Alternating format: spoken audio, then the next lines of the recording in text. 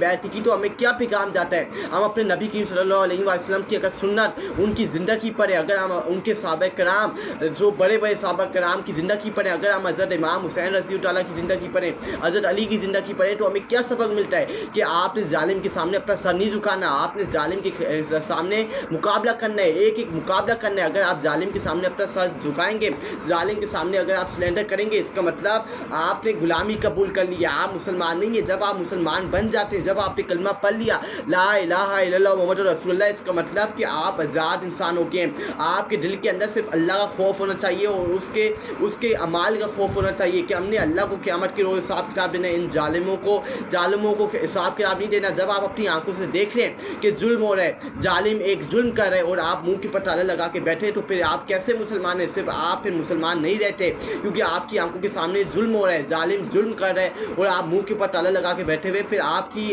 جو اصلیت ہے، جو آپ کی جو قانون ہے، آپ کی جو اصلیت ہے وہ کھل کے سامنے آ جاتی ہے کہ آپ کتنے طاقتور ہیں کلمہ پڑھ کے اور کتنے کمزور ہیں کلمہ پڑھ کے۔ آپ کو اللہ خوف ہے یا اس ظالم کا خوف ہے کہ مجھے قتل کر دے گا، یہ مجھے کوئی نقصان پہنچا دے گا؟ اللہ کے ہاتھ میں زندگی موت ہے، اللہ کے ہاتھ میں عزت و ذلت ہے، تو پھر کس چیز کا ڈر؟ یہ جو خوف کا ڈر ہے یہ اپنے اندر سے نکال دیں۔ آپ نے صرف اللہ کی عبادت کرنی ہے، اللہ کے سامنے جھکنا ہے۔ یہ ظالم کیا کر لے گا؟ آپ کو قتل کر دے گا، آپ کو شہید کر دے گا، پھر آپ اللہ کے پاس جائیں گے اور قیامت کے روز آپ ہوں گے اور یہ جو ظالم جس نے آپ قتل کیے، بے ایسی قتل کیے، بے گناہ قتل کیے، اس کا حساب کتاب اللہ لے گا اور قیامت کے روز جو اللہ حساب کتاب لے گا ظالموں سے، وہ آپ بھی دیکھیں گے، اور پوری دنیا کے جو مسلمان ہیں، نان مسلم ہیں، وہ بھی دیکھیں گے جب قیامت کے روز اثر میدان میں لگے گا۔ ہم نے حضرت امام حسین رضی اللہ نبی کریم صلی اللہ علیہ وسلم کی اگر ہم زندگی پڑھیں، ہمیں کیا سبق ملتا ہے کہ حضرت امام حسین رضی اللہ نے یزید کے سامنے جھک کے انہوں نے غلامی قبول نہیں کی، لیکن اس نے ظالم اور ظلم کے خلاف ڈٹ گئے تھے، انہوں نے مقابلہ کیا، انہوں نے اپنا پورا خاندان قربان کروا دیا، لیکن انہوں نے یزیدیت قبول نہیں کی، انہوں نے فرعونیت قبول نہیں کی۔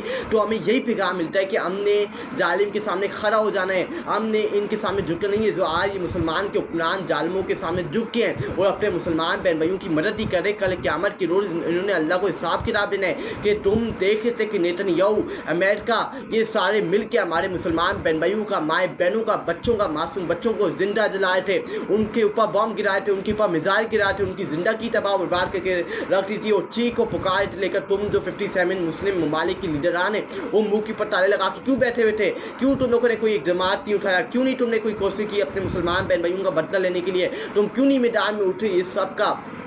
کیونکہ یہ جو 57 اسلامی ممالک کے جو لیڈران ہیں، یہ ظالم کے سامنے، ظلم کے سامنے جھک گئے، ان کی غلامی، ان کی یزیدیت قبول کر لی اور مسلمان بہن بھائیوں کو سودا کر لیا۔ تو قیامت کے روز کل عصر کے دن ان کا حساب کتاب لیا جائے گا، ان کو معافی نہیں ملے گی، ان کو آگ میں پھینکا جائے گا۔ یہ میری بات آپ لکھ کے لے لیں۔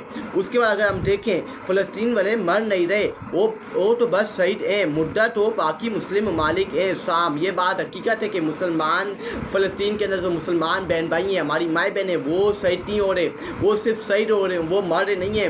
مردہ تو وہ ہے جو باقی اسلامی ممالک کے اندر مسلمان رہتے ہیں، مسلمان کی لیڈران ہیں، وہ مردہ ہیں۔ یہ مردہ نہیں پا رہے، یہ شہید ہو رہے ہیں، یہ اللہ کے پاس جا رہے ہیں، یہ اپنا درجہ پا رہے ہیں اور جنت کے اندر ان کا راستہ سیدھا جا رہا ہے۔ اور نبی کی صلی اللہ علیہ وسلم اوپر ان کا انتظار کر رہے ہیں اور ان کو ویلکم کر رہے ہیں۔ جیسے یہ کوئی شہید آتا ہے تو نبی کی صلی اللہ علیہ وسلم ان کو ویلکم کرتے ہیں، خوش آمدید۔ اور جو یہ باقی مردہ ہیں، جو مسلم ممالک کے لوگ ہیں، مسلم ہیں، مائیں بہنیں ہیں، معصوم بچے ہیں، جو کچھ ہی کر رہے ہیں، صرف تماشا دیکھ رہے ہیں اور ظالم اور ظلم کے سامنے جھک کے اور ان کی غلامی، ان کی یزیدیت کر رہے ہیں۔ یہ جو لیڈران اوپر بیٹھے ہیں، یہ مردہ ہیں۔